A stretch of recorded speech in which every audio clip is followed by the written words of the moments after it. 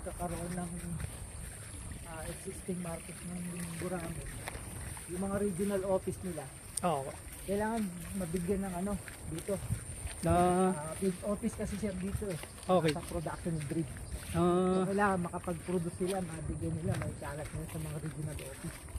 ah, Ano yun? ano po yun? Gurami siya. Grabe rin siya. Oo, laki yun. Makikita siya Ang laki, natin. Yung mga malalaking bunga nga. yun Gaganda pala kulay, ano? May kulay pula pa, parang koi na yun, style. Ayan.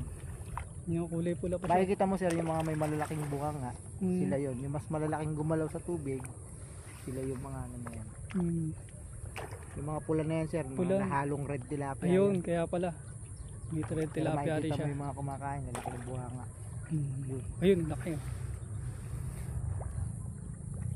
Tsaka ano naman siya, hindi naman siya territorial masyado. Oo, hindi. Kumpara sa ano. Tsaka ako yan sir, pag pinapakain siya, minsan pag iba yung nakikita nilang tao, hindi rin madalas lumalabas.